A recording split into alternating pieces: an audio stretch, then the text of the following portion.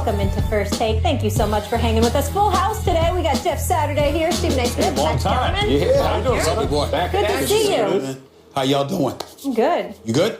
You good? Let's roll. Let's do this. We ready to get into this or what? I'm always ready. I don't have a problem being ready. You always I really, do. really Never don't have forget a about problem. Max. All right, You know what I'm let's saying? get into it. About last night, Monday Night Football, Aaron Rodgers became the first quarterback to throw for 300 yards against the Eagles. And the Packers snap a 4-game losing streak, defeating Philly 27-13. Stephen A., from what you saw last night, is your boy back? Back. No, he's not back. You know why? Because where the hell did he go? I mean, that's what I'm trying to figure out. All of this stuff about where did he go? Listen. Couple of bad games, suspect games, or what have you. I kept trying to tell y'all, mere bag of shells, no big deal. Why am I saying that? Because it really wasn't about Aaron Rodgers. It was about Jordy Nelson, who hasn't been the same since his injury. It's about Randall Cobb, your slot receiver, even though he's good. We also understand he could be better. About Devontae Adams coming on strong and reminding everybody of what his capability is. It's about Eddie Lacy, who was fat last year, got himself back into shape, but then last year, not this year, but got himself back into shape, but then got injured this year and what have you, not having a running back. It's about that porous defense, absolutely atrocious secondary due to Sam Shields primarily being injured. But having said all of that, let's pump the brakes just a touch here, just a touch. Because as I looked at the Eagles last night, I just want to say my condolences goes out to Jeffrey Lurie, the owner. I mean, he had a rough couple of years. Last year, he had to deal with the whole Chip Kelly thing. Right. This year, it's a bevy of injuries, and you got a rookie coach. You know, Peterson, you're challenging a call on a 2-yard pass. What the hell are you thinking? Talk about being a rookie coach. That's a problem. Aguilar, he was inactive. I wrote down the list here, Max, because there's a whole bunch of guys that were either injured, they were ill, or they were just inapt. I was reading for the Philadelphia Inquirer, New York Daily News. Philadelphia Inquirer, my former paper where I worked 17 years. Aren't we about to ask what's the problem in Philly? You want to do that now? I'm not going to do that now. I'm not going to do that now. I'll touch on that a little bit later.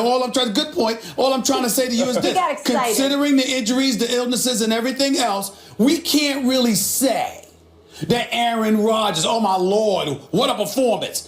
What I'm saying is 27 touchdowns, 7 interceptions on the season, completing 64% of his passes. Excuse me, this is what's considered bad when it comes to Aaron Rodgers. Let's just put that in perspective. Aaron Rodgers reminded people like you. Yeah, okay, I'm just messing with you because I know how you are about Tom Brady. I kind of confuse your thoughts about Brady and Aaron Rodgers. But I just want to get on you a little bit. I want to make it up. I want to make it up that you got a problem with Aaron Rodgers because you seem to have a problem. You got a problem with Breeze. You got a problem with Brady. I'm just assuming he's going to find a problem with Aaron Rodgers. Aaron's a little younger. You need to change your name to Stephen H. Smith. H? Hypocrite. Because a couple weeks ago, a week or two ago, we were asked about Aaron Rodgers. Yeah. Is he elite? And I sat here and said, look, you got the 6th best QBR in the league. Every quarterback with a QBR over Aaron Rodgers was an MVP candidate. So had he slipped from where he was? Yeah, a little bit. But he was still elite, and I recall you arguing with me about that. Now, saying he wasn't elite? No, that's ridiculous. He is now. That's ridiculous. He is now as the 4th best QBR in the league. But let's leave numbers alone, or else you're going to accuse me of not using the eyeball test. That's right. And we all know. Look at those eyeballs. Look at those eyeballs, John. He has to use those eyeballs. That's how I look at the game, man. Eyeballs. Here's the eyeball test. You see those eyeballs on him? He's got to use them. When you looked at Aaron Rodgers in the last year and a half, did that look like the Aaron Rodgers? No. It looked like at times a good quarterback, at times a quarterback who's not quite great. Had a couple of bad games mixed in there. Not Aaron Rodgers. Was that Aaron Rodgers last night? Yes, it was. Talk about Devontae Adams. How about that? I think it was second quarter, right? The touchdown throw. Listen, that pass was so beautifully thrown. Unbelievable. How many quarterbacks can make that throw? Right. He does that when he's going well. That's not a fluke. It's done intentionally. It's done consistently. 300 yards through the air, 2 touchdowns, no interceptions, and the eyeball test says that dude is back.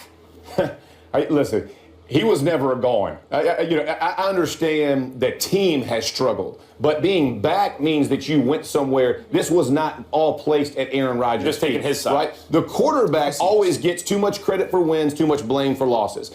They have 0 running game. it is difficult in the NFL when Montgomery is your leading carrier and you're leading back. I understand he's big, he's all those things. He's not a running back. That's not what he does each and every down, right? He's been working on receiver. He's got all these kind of things. Starks was hurt. Lacey's hurt. Offensive line's banged up. They sent Sitton off to Chicago. A lot of changes, a lot of moving parts. Lindsley was hurt. All the guys coming back. There was a lot of moving parts. The last 4 weeks before this, they'd given up 30 points twice, 40 points twice. That's not on Aaron Rodgers' side of the ball. That's a difficult thing to overcome. You pointed out, it's a great point. Jordy Nelson has struggled taking the top off of defenses, which we've expected. He's coming back from his injuries. He'll be better next year. He will definitely be better.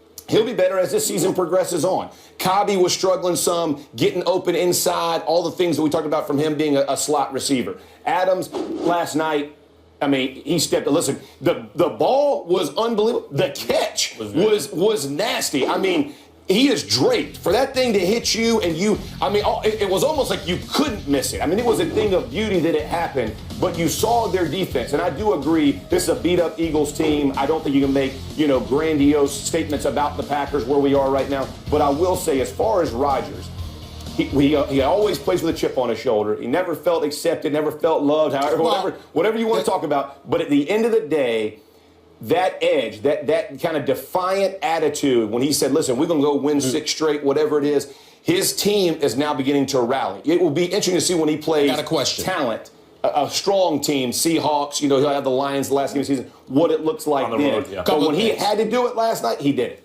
Couple of things. First of all, when we brought up Aaron Rodgers a couple of weeks ago, I have my own standards, not the mere mortals. I have my own standards. I'm Steven. I don't like Why do you look at us for mere mortals? 32 of 32 would take That's care. right. All right, There's no question. You just said I got your my argument today is he never left. He never left. But again, to me, that's according to your standards. I have my own. But we'll revisit that. Here's the deal.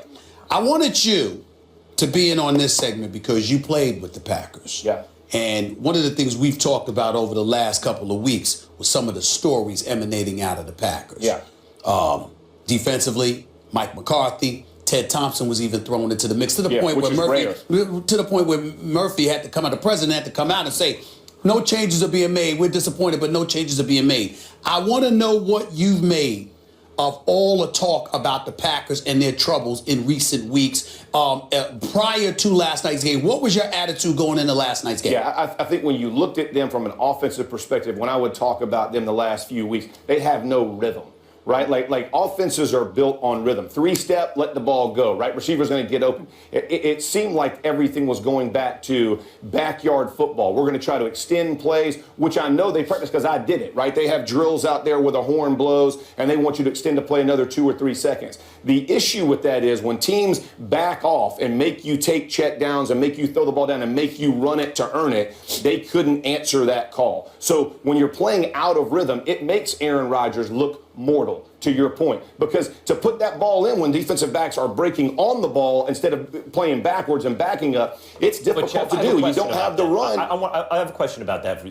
Look, football is not the kind of game where you can, over the long haul, impose your physical gifts one player and consistently decide the outcome of games. I get that. But every now and then a guy comes along. Michael Vick at his best in that first breakout season, RG3 in his rookie season, Cam, Aaron Rodgers over the course, I think, of a couple seasons. Right. And there are some others, maybe including Andrew Luck in maybe his second or third season, where I felt like a player is just deciding, quarterback usually, to take over the game and compensate for the weaknesses in other places. Aaron Rodgers yesterday looked like that guy to me. Even the 4.3 yards per carry on the ground through the air, it was like he decided, I'm not going to let anything happen here. But here's what he did. He took what they gave him. They're playing man coverage behind it or 2-man behind it. And so he was on one leg. How we forgetting that? Yeah, the hammy gets tugged on. But he didn't try to force the ball. He was smart about what he was trying to do, especially early in the game. He wasn't trying to force it. He didn't play frustrated. And that's what I was going to get to of the last. You saw him play frustrated. And no team can do that. And then your defense is giving up a bunch of points. Everything kind of gets lumped in. And your play, I'd never heard anybody bash Ted Thompson. I mean, everybody was getting thrown under the bus in Green Bay. And that's what happens when expectations are as high as they are on a football team. When you got guys in the locker room, here's what I would always say to a veteran guy. If you got an issue with the way we're playing, come in-house and let's talk about it. The last place I want to hear about it is from the press when I walk back in on Monday morning or if I have a conference after you that night. I don't want to hear what you said and have to explain it. Everybody in their locker room started doing some of that. And you can't, at the end of the day, you got to get in-house and say, we're not accomplishing what we're supposed to be doing. Everybody's got a role. Everybody's got accountability and ownership. They got to take it up. But when you start going, hey, we don't got the energy. We don't have the effort. Nah. Like, I want to take it back to Rodgers for a second. Because it will divide a locker room. I want to take it back to Rodgers on the field for a second. What you're talking about, taking what the defense gives them, that's what, like, Tom Brady does better than anyone ever. That's what Dak is doing this year. Those are those mistake-proof kind of quarterbacks. Sure. I felt like Rodgers at his best was the best version of that in the sense that he had all the physical gifts to run and throw, and in addition to that, he made good decisions while still being aggressive, getting the ball into tight windows. That's the guy I saw that guy again yesterday. Yeah, but the defense they're playing is when you're talking about him in his prime, he had a good running game. They could establish the run. They could go make those plays. Right now, he is playing, behind the 8 ball. I mean, when you don't have a running game, you can't be as challenging as you're talking about because there's no recovery. You can't eat clock. You're going to have to throw the ball. You got to throw it short. He's getting pressure because he has to extend plays. He's going to take a shot. All of those things.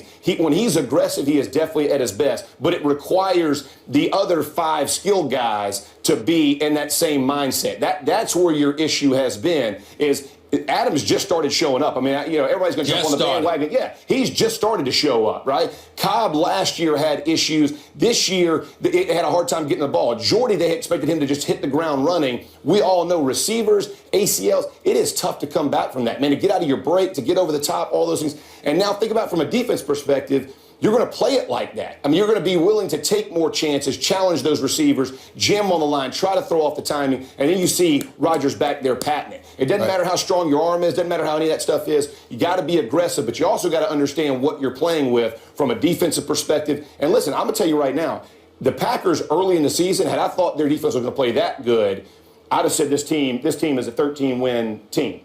But now their defense has kind of come back to where I probably expect. They played good last night, but the weeks before, it's a struggle, right? I mean, that's where it is. So things are looking positive. We saw the vintage bad man last night in Philly, but will Rodgers and the Packers run the table as predicted in their last 5 games? Go on Twitter now and vote. We'll share those results a little later in the show. But let's get to the other side of this matchup, gentlemen. Philly suffered its first home loss of the season after winning 3 straight. And now they've dropped 6 of their last 8. So the Eagles are now the only team in the NFC East with a losing record. Jeff, what's the problem down there in the city of brotherly love? Boys are hurt. A lot of folks hurt. I mean, you look at this team and how they played early in the season. Wentz obviously has played very good football. Again, last night, played really good football. They don't have enough to get by a team like Green Bay. I mean, they're just not enough options, not enough things. Your running backs hurt, your line 3 or 5 linemen are down, your defensive backfield's being adjusted because people are hurt. Everything that could go wrong for the Eagles from an injury perspective has gone that way. And then you got you got one of your receivers who's benched and he's healthy. I mean, Nelson Aguilar. Yeah. I mean, you're looking for this guy to be the guy, and now you can't even go on the field. Those things are tough to overcome. This is why it's a rare occasion. I can't believe I'm saying this. I actually disagree with Jeff Saturday. I'm sorry to break it down to you. You said injuries. No. Personnel. That's what it is. The receivers can't play that much outside of Jordan Matthews. Jordan Matthews got hurt yesterday, got hurt in the second quarter, came back, tried to go in the third quarter, couldn't really do it. But what else do they have? If you look at Aguilar, he hasn't produced. What in God's name has happened to Zach Ertz and Brent Selleck? These are 2 tight ends. You've got New England, people like that, 2 tight end systems. We know what they can do if you got those guys. We expected and anticipated that the Eagles were going to be able to utilize those dudes. They can't do it. Then you got guys that, you're talking about 5 different changes in your starting lineup. Aguilar was inactive. Before you move on from the tight ends, let me just say this. Players don't forget how to play. They're not being featured, but those guys don't just stop knowing how to play. They're not featuring them, getting them the ball, making effort to get that. So what are you trying to say, Jeff? I mean, are we saying that we miss Andy Reid? I mean, what are you saying here? What are you saying? It's a first-year coach. You've got to get used to what you have and how you're going to do it. Because if you look at what they have, players don't just, I understand the cliff. At some point, all players hit a cliff. but guys don't just stop playing. They have to be featured. They're trying to do different things. They're trying to get other things established. Maybe they're nervous about Wentz and the way he's going to put it. I mean, there's a lot that goes into that. You can't just say Wentz is the only guy I feel good about it. Are you too playing done? Would everyone like the him. answer? Would you like the answer? I can't believe I have to tell a great offensive lineman the answer. I just to this said question. 3 of 5 down. No, go ahead. No. Before Lane Johnson started serving his suspension, this is a 3-1 team, and the quarterback had a QBR that ranked 17th in the league. That's between Russell Wilson and Kirk Cousins. Think that level quarterback. You about this to year. say what I think you're gonna say? When Lane Johnson went out, since then, they're 2-5. And his QBR, stop it. his QBR, don't be nodding at him. His QBR, hold on. Stop I love this. His I QBR, love Oh my Lord, this is unbelievable. going inside the numbers. I can't believe you're gonna his say this. QBR I went can't from believe it. 17th to 31st. I gotta stand up they with this. say I gotta Lane stand needs up a with raise. this. I gotta They get him a say- raise. Go ahead. Now, they Go say ahead. correlation is not causality. But damn it, that's a good correlation right I there. gotta stand up for this. I love so let you. me get. Hold on. I love you. This is unbelievable. I I've never heard a I gotta right stand up for tackle this. I gotta ever be a right that's so pretty. tackle. What happened? I love it. Really? This is unbelievable. So let me get this straight. They are the third Let me get right this straight. tackle. Hold on. Let me get this Oh, straight. Let me get this straight. The Eagles went from 3-1 to 5-6. From first place, pretty time for first place to out of the picture in the NFC East because of one offensive lineman. Lane Johnson. You love this, love don't you? that. And I will tell you why. This is my favorite day I've ever been on this show. And I will tell you why. Because and by the way, the Eagles' point differential also went from first in the NFL to, what is it? Man, you can read all the damn numbers you want to. Don't tell me no. 24th? First of all, you should be ashamed of yourself. I'm right. Why does that happen? Go ahead, man. Go ahead, man. Why does that happen? Because the Eagles were holding it together on offense early in the season with spit and bubble gum. And there was a tipping point with a rookie head coach and a rookie who was a quarterback and a rookie quarterback who they were starting. They weren't supposed to have a good season, and they caught lightning in a bottle For sure. because they could protect the quarterback and even block for the run just well enough that the other parts of the team, including the defense, were able to do their thing. And when they lost their best offensive lineman, second best offensive lineman. Well, Kelsey's pretty good, Yep. too. Okay, whatever, top two. When they lost that guy, and everyone was looking. Let's not pretend that beforehand we weren't like, hey, Lane Johnson's got to serve that suspension. What's going to happen? Right. You know what happened?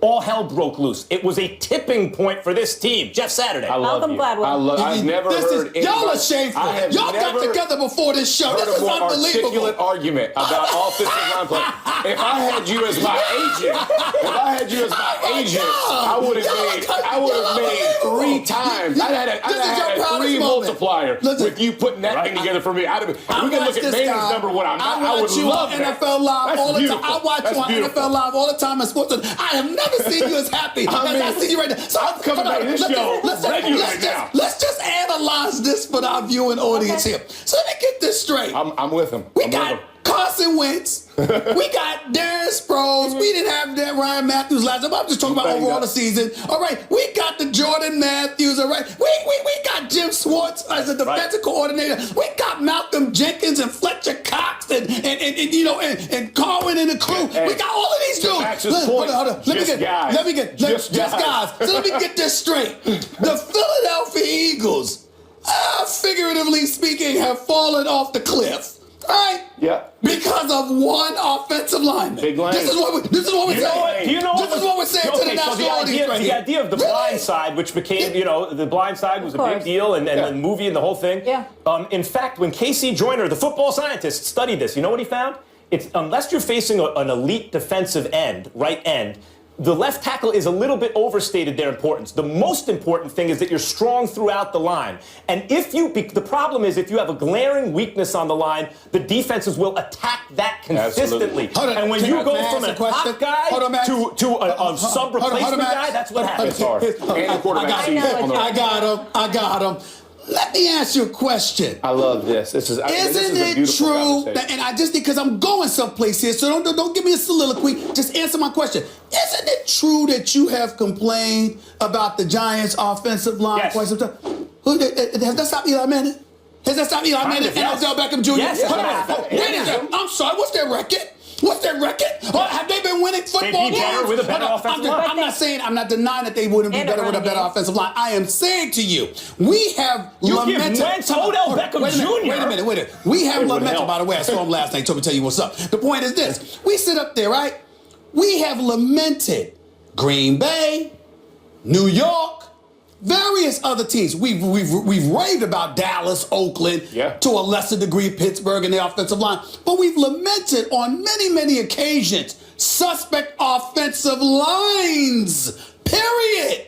And you're telling me because of one dude at right tackle that makes a difference with you? Got to be kidding. You should be ashamed of yourself. You know, see, that's what it is. You're feeding the ego right there. Well, y'all collaborated before the show. This is unbelievable. Y'all gonna say that with a straight no one I know Lane Johnson's big time, but one right tackle. I want to say something about this. This reminds me in all sports, defense wins championships. But when the 04 Pistons are rampaging through the playoffs and people see the Lakers, the Lakers are going to kill them. Do you believe it or not? If we believe that the offensive line, and I believe it is the foundation. Look at the Cowboys. So do I. I didn't say offensive line. I didn't say offensive line. I said an offensive lineman. Because that could be the tipping point that makes guys move, Listen, I understand that, but the point is with a rookie quarterback, it don't shift you from 3-1 to 5-6. Apparently it does. No, I don't. The numbers don't lie. Have you seen the? Did you read the football scientist? Forget it. No, I have not. Let me say this to you. Have you seen? Have you seen the Philadelphia Eagles secondary?